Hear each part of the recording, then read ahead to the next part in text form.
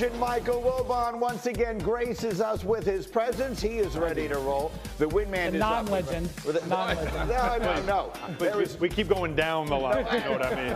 Hardly true. Alan Hahn is ready to go. We've got tons in the hopper. Let's do this thing. Last night in Minnesota, game of the night. Steph Curry, exactly as we didn't want to see him, in street clothes, taking on Anthony Edwards, game 2. And Alan, this one just right out of the chute, Minnesota dominant. Yeah, they punched him first. They had to after an embarrassing game 1. Julius Randle, fantastic, a 13-0 start. And Golden State without Steph Curry was lost offensively. Anthony Edwards, the Jam T-Wolves up 14 points after 1 second quarter. Here's a moment. Tell us what we see here, Alan. Draymond Green flailing the arms in the face of Naz Reid. Trying to draw a foul, but doing it in a very pugilistic way, as he normally does. Excessive, no doubt about it. Windman? His 5th technical foul, and there's also 2 flagrants in 9 playoff games. And he could have gotten a 2nd technical by yelling at the officials here. He got lucky he was even allowed to stay in the game. 7 is the magic number. 7, he gets a suspension. Again, he is at 5 now. They would get him calmed down. Then another potentially terrible moment. I want you to watch Anthony Edwards. Watch closely as the ankle. This is a bad-looking moment right there. Wow. Alan, it looked like it was going to be a lot worse than it seems luckily to be. When he stays down, you know it's serious, and he's limping off, but made it back for the second half. He does. He comes out of the locker room, played in the second half, looked fine. Meanwhile, the Warriors looked terrible. There's a bad shot. Here's great transition defense. McDaniels throwing it down. This one was just sort of a non-game the entire second half. It's a 16-point lead. Randle throws it up. Edwards throws it down. Randle had 24 and 11. Edwards had 20 and 9. And most importantly, it looks like the ankle is fine. The series is even at 1 game apiece. But with Steph dressed that way, and I'll play you some sound from him in a moment. Michael, I hate to even ask this question, but if Steph Curry isn't able to make it back, is it just over for Golden State? Yeah.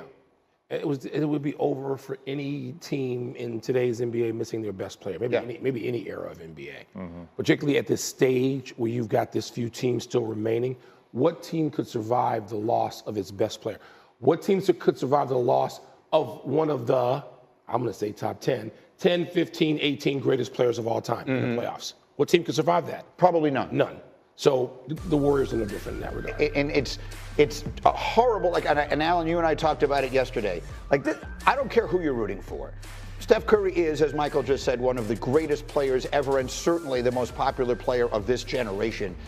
If this is his last best shot, to see him go out this way in street clothes, the basketball gods just cannot do that. I don't think it's his last best shot. I think they've got a good chance to come back next year. But obviously, they were in great position in this series, up 1-0, taking home court, and now he's out. And I don't want to say Steve Kerr was in search mode last night, but he played 14 players in the first half. We've never seen it in the history of the game.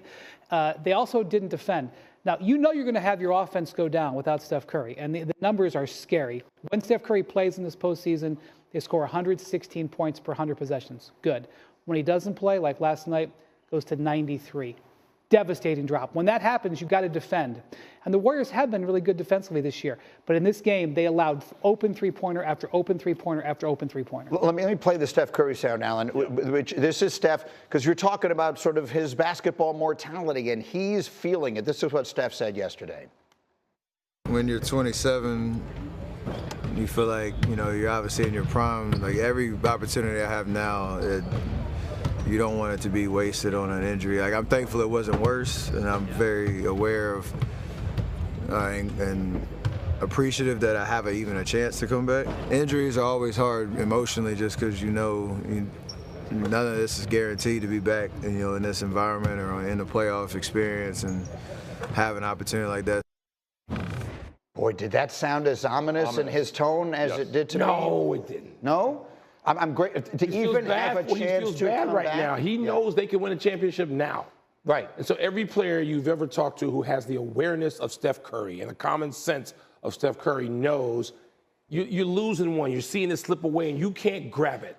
And so he sounds like I expect one of the great athletes in the history of American sports to sound. It doesn't mean Wendy's right. I agree with you anyway.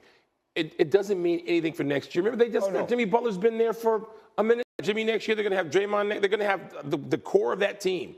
They can do this. Does he have a 7-year window? No. Michael, when you look at the West and you look at what's there, it's going to be hard. But it's going to be hard now. But right now was probably the best. It might be best case scenario for them when you consider what's left. Yeah. And if they could get past this series, the experience they have against the young Oklahoma City team, that's got to feel like this might be the biggest window he has. Let me also clarify what I meant by ominous. I didn't mean for the future. I meant for his chances of coming back and playing in this series. Yeah. Because we talked at length about the extra time between games 5 and 6. Yes. So it's a week from Sunday is game 6. Can they win one game in the next 3? Yes. So that there would be automatically have to be a game 6, which is a week from Sunday. And if so, maybe, just maybe, Steph will be back and be able to play in that. That's, I think, if you're a Warriors fan, your best case scenario. If you're looking for a reason to have some hope, Jonathan Kuminga played in this game because he played everybody.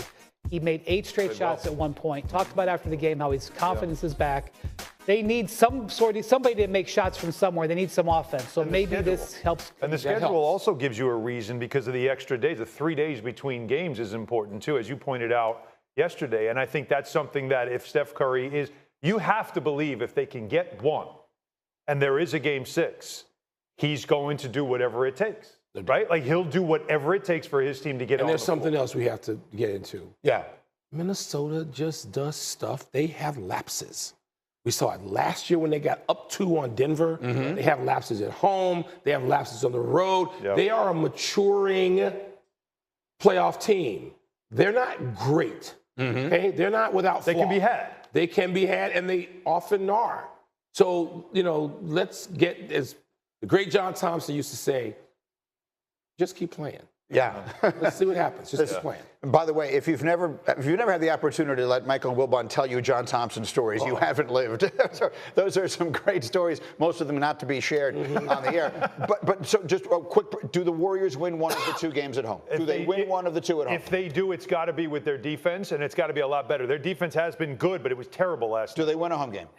Maybe because Ant has not been playing well, and now he might have a little bit of an ankle issue. He's not played well the last 3 or 4 games, but the Wolves overall looks much better as a team last night. Yeah. I'm a little bit worried about that if I'm a Warriors. Well coached. Again, I don't care who you're rooting for. You don't want to see Steph go out, at least for this season, at this age, this way. Let's see if he makes it back. In the meantime, we showed you the Draymond Green incident. There is more to it. The incident on the floor with Naz Reid. Again, he got his 5th technical. 7 is an automatic suspension, adding to his night. While Green was on a stationary bike in the tunnel near the Warriors bench, he got into a back and forth with a fan. That fan was ejected for directing a racial slur at Draymond Green. Afterwards, Draymond gave a quick statement to reporters. Look like the angry black man. I'm not an angry black man. I'm a very successful, educated black man with a great family. And I'm great at basketball. I'm great at what I do. The agenda to try to keep making me look like an angry black man is crazy. I'm sick of it. It's ridiculous. So he's obviously very frustrated there. And Michael, you were mentioning we're not exactly sure what part of his night he's referring to. Not at all. Not in any way, shape, or form. And those comments resonate more with some people than others. Resonates with me. Unlike Draymond,